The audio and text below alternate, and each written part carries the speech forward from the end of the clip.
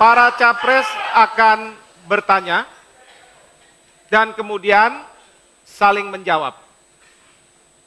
Ada waktu 1 menit bagi capres untuk bertanya dan kemudian capres yang lainnya akan menjawab dalam waktu 2 menit. Ini memang di Indonesia demokrasi sangat luar biasa. Kalau saja pemirsa mendengar apa yang terjadi di ruangan ini, kita akan bangga bahwa Indonesia memiliki demokrasi seperti ini. Dan di Indonesia juga para calon presiden bisa saling bertanya dan kemudian saling memberikan penjelasan. Baik, saya akan memulai dari Pak Joko Widodo untuk menyampaikan pertanyaan dalam waktu 1 menit kepada Pak Prabowo. Saya persilakan Pak Joko. Bapak Prabowo, Bapak sering mengatakan mengenai pentingnya perubahan dan soal perubahan. Pertanyaan saya, bagian yang mana dari kebijakan luar negeri pemerintah sekarang yang harus diubah? Terima kasih. Baik, terima kasih Saudara Joko Widodo. Saya sering bicara perubahan, tetapi kalau yang tidak perlu dirubah, ya tidak usah dirubah. Jadi kebetulan di bidang politik luar negeri, saya melihat bahwa politik luar negeri Indonesia sekarang di bawah pemerintah SBY sudah dalam jalur yang benar. 1000 kawan terlalu sedikit, 1 lawan terlalu banyak. Jadi kalau yang sudah baik, untuk apa dirubah? Jadi jangan salah arti, saya ingin mengusung perubahan pada bidang dan sektor di mana perlu ada perubahan. Kalau ada kekurangan kita perbaiki. Kalau sudah baik, untuk apa kita perbaiki? Kalau sudah baik kita pertahankan, kita teruskan. Jadi kebetulan harus diakui bahwa dalam hal politik luar negeri, ya pemerintah SBY saya kira cukup menonjol, cukup diakui. Ya, itu salah satu prestasi beliau. 10 tahun membawa stabilitas, perdamaian, ya, dan hal ini jangan dianggap remeh. Perdamaian jangan dianggap remeh. Kita lihat tiap malam di televisi, di Timur Tengah, di mana-mana negara lain penuh perang saudara dan kekacauan. Ya, kalau ada sekarang pemerintah yang punya politik yang benar, politik luar negeri, saya yang pertama mengakui. Saya tidak minta perubahan asal perubahan. Ya, itu mungkin salah pengertian Pak Joko Widodo. Saya ingin yang baik kita pertahankan. Kalau bisa kita tingkatkan. Jadi good neighbor policy, stabilitas dan perdamaian untuk Indonesia. Baik, terima kasih Pak Prabowo. Sekarang giliran Pak Prabowo untuk menyampaikan pertanyaan kepada Pak Joko Widodo. Saya persilakan Pak. Pak Joko Widodo, bagaimana pendapat Bapak tentang peran Indonesia dalam WTO, World Trade Organization, Organisasi Perdagangan Dunia? Apakah kita merasa manfaat atau menurut Bapak jalan ke depan bagaimana? Terima kasih. Terima kasih Pak Prabowo. Saya persilahkan Pak Joko Widodo, 2 menit dari sekarang. Terima kasih. Kita ikut di WTO memang ada plus minusnya. Dalam hal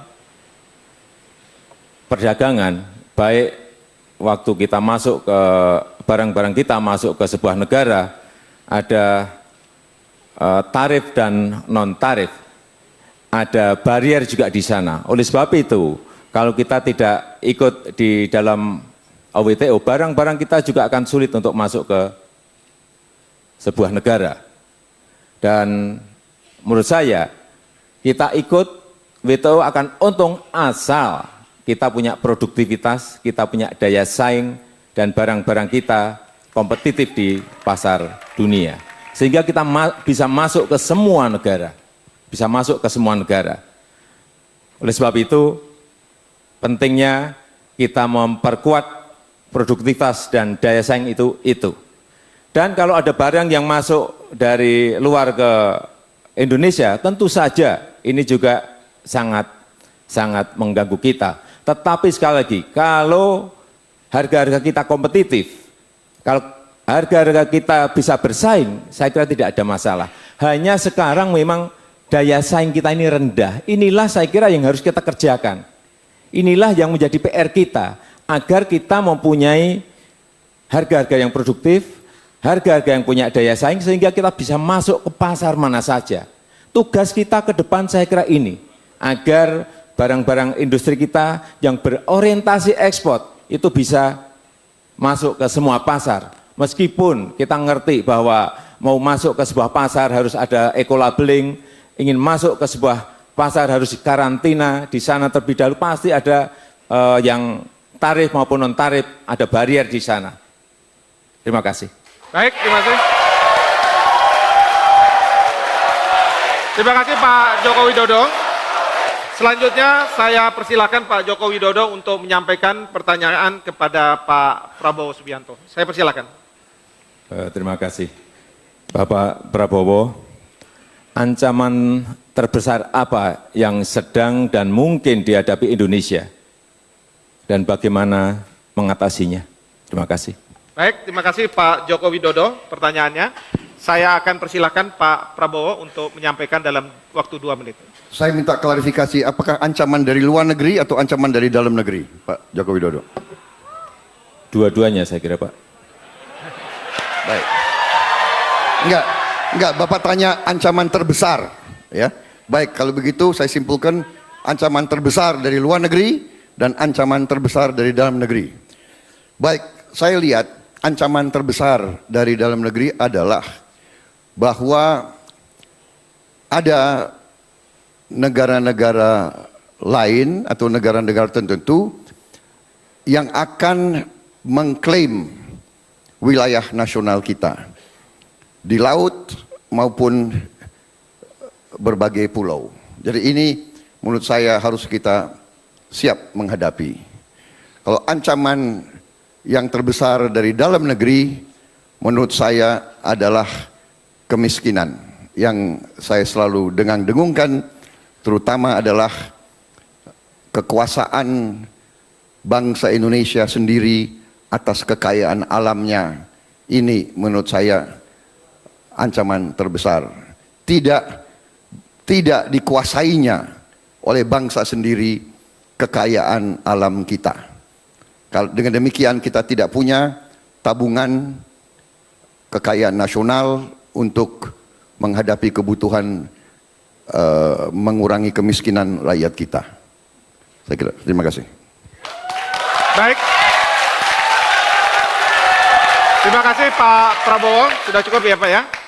Baik, selanjutnya saya ingin beri kesempatan kepada Pak Prabowo untuk menyampaikan pertanyaan kepada Pak Joko Widodo. Saya persilakan Pak, 1 menit. Saudara Joko Widodo, tadi Bapak tanya ancaman terbesar, saya balik bertanya. Saya ingin bertanya kira-kira strategi Bapak ataupun kebijakan Bapak bagaimana seandainya ada wilayah nasional kita yang diduduki oleh bangsa lain atau diklaim dan selanjutnya diduduki.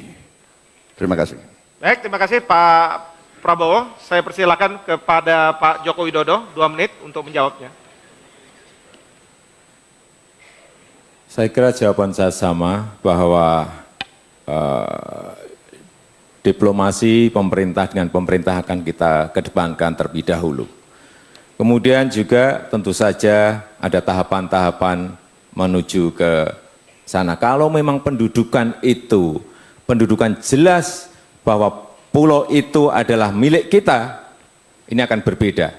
Karena sudah menyangkut kedaulatan kita, sudah menyangkut kepentingan nasional kita, sudah menyangkut kepentingan rakyat kita.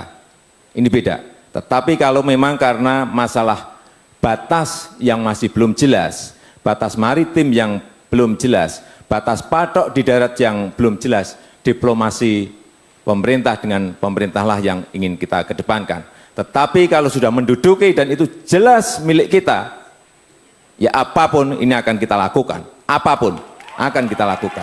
Kita harus tegas bahwa hal-hal yang menyangkut kedaulatan dan itu jelas wilayah kita, ya kita akan buat rame, Pak.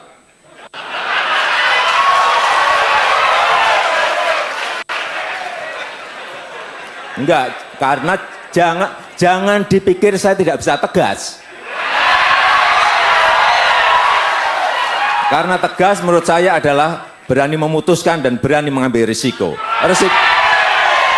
Risiko itulah yang akan saya ambil sebagai pimpinan nasional. Kalau memang betul-betul mereka menduduki wilayah yang merupakan kedaulatan kita. Apapun akan saya pertaruhkan. Terima kasih. Terima kasih Pak Joko Widodo. Tadi ada kata-kata tegas, Pak Prabowo juga. Kalau boleh tegas, boleh senyum ya Pak ya. Terima kasih, senyum penting Pak. Para pemirsa sekalian, kita sudah menyelesaikan segmen keempat.